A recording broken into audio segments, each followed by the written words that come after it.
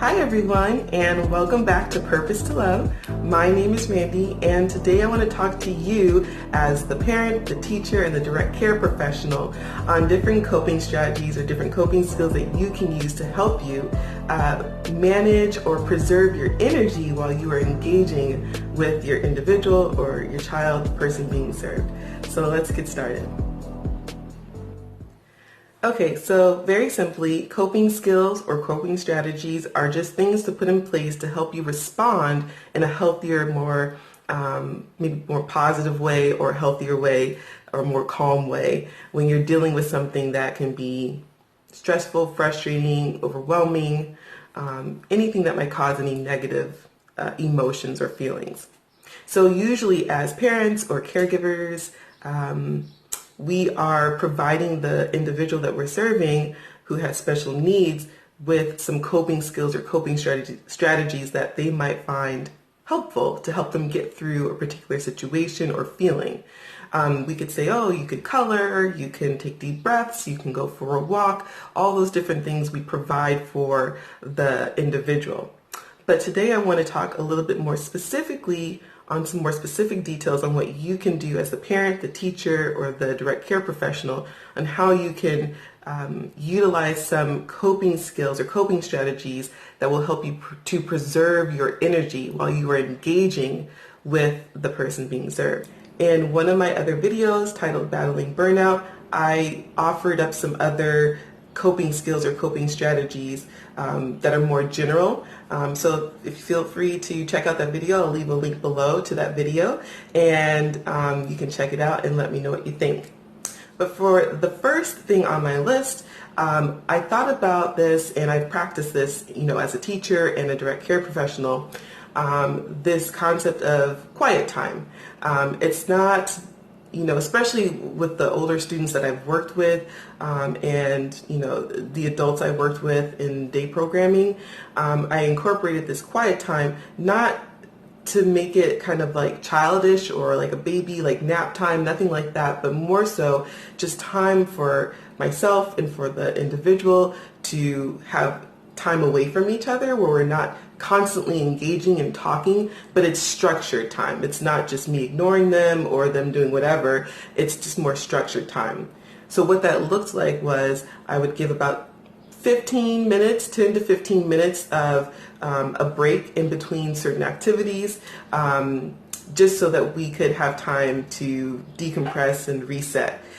For the individual or the student, I would encourage them to do things independently, things that they can do, whether it's listening to music or coloring or, doing a puzzle, word search, or whatever, something that they liked to do independently of me. And then I would take that time to kind of think, breathe, practice some breathing exercises, drink some water, and, kind of reset and try to plan for the next thing. But I think incorporating those quiet times are really, really important. So next up on the list is utilizing nonverbal cues. I think this is a really good one. If you've been in a situation like me or a position like me where you've had a student or an individual you're serving and it's like a Groundhog Day. You're saying the same thing over and over and over and over and over again, and throughout the day too. Like not just like once every day, like all day, every day. You're saying the same thing over and over again. It can get very frustrating and very exhausting, and you are using a lot of yourself to repeat yourself. So the best thing you can do is, I think, is incorporating nonverbal cues or signs. So you can use gestures, making up something. You can use ASL, if you know ASL, American Sign Language. You can utilize a physical sign. If they can read, you can be like, if they start talking to you during quiet time, hold it up. Or if they can't read, you can use picture symbols with maybe a symbol of someone, a picture of someone going, just to help them to remember this is not a time we're communicating, or to help them remember a specific task they're supposed to be doing. It could be helpful, especially if you have to say it multiple times throughout the day. I find it to be very helpful. I had one student that I worked with. He was not a student, I'm sorry. He was an individual I was serving.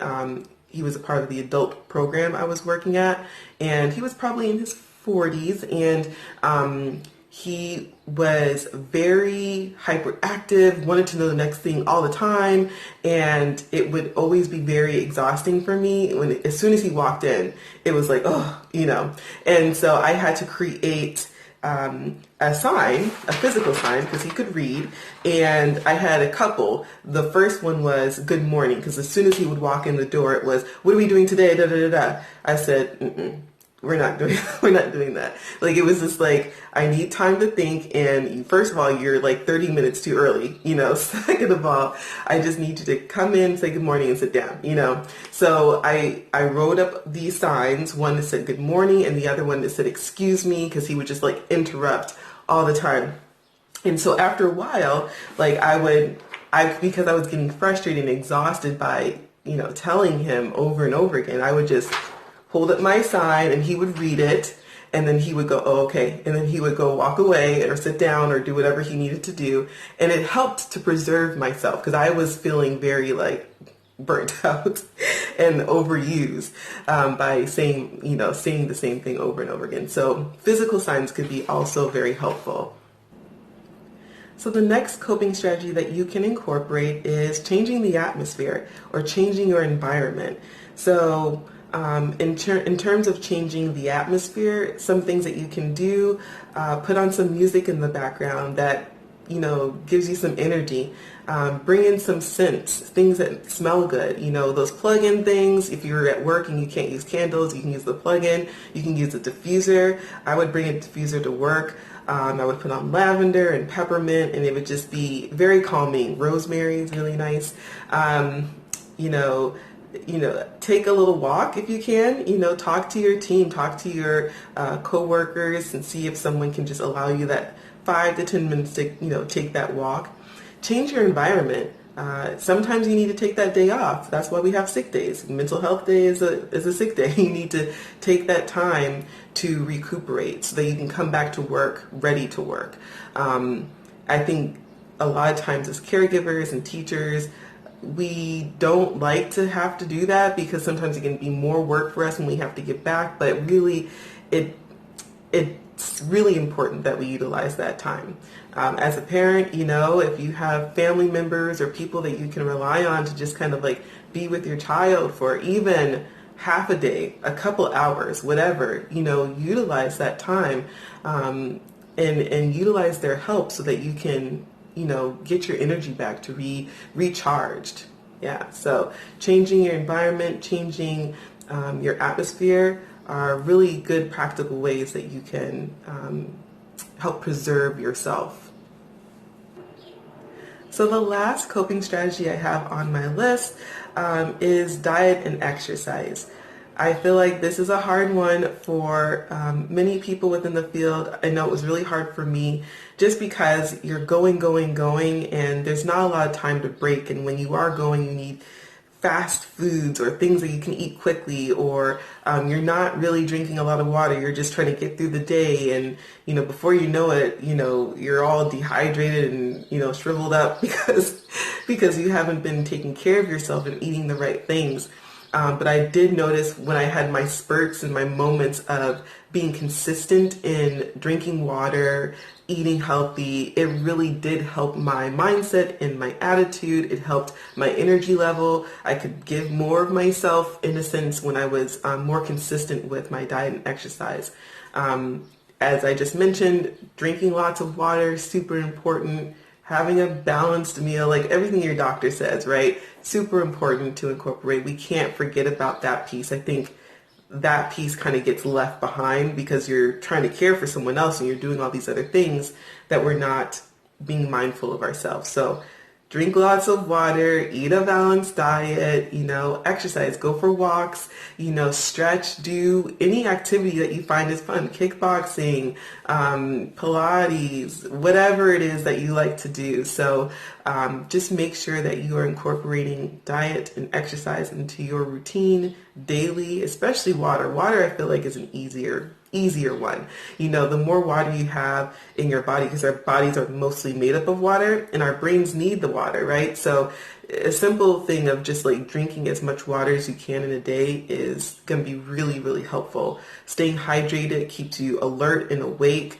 It does bring you to the bathroom quite a bit. So obviously it makes it difficult if you're a teacher or you're a care provider and you're, you know, one-on-one. So that's one of the things that was difficult for me in drinking lots of water. I don't have time to go to the bathroom. So, but we got to find time somehow, some way. Like if we have to pull someone in for like, you know, a couple minutes. Hey, I just have to run to the bathroom. I just drank a lot of water. That's fine. Do what you have to do. You know, your health is really important and is necessary if you're going to be caring for other people. So diet and exercise, really important.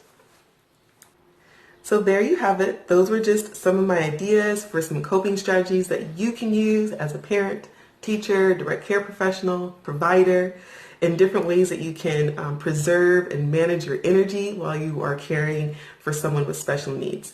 I hope that was helpful. Please leave a comment below if you have any other ideas or thoughts and ways that you can, you know, add some other coping strategies to, you know, preserve your health and your well-being while you're doing all this awesome work. So leave a comment below. If you like this video, please hit the thumbs up button, and share it with others that you think would be helpful or just a good reminder. And I look forward to seeing you guys next week. And remember, you are purposed to love. Take care. Bye.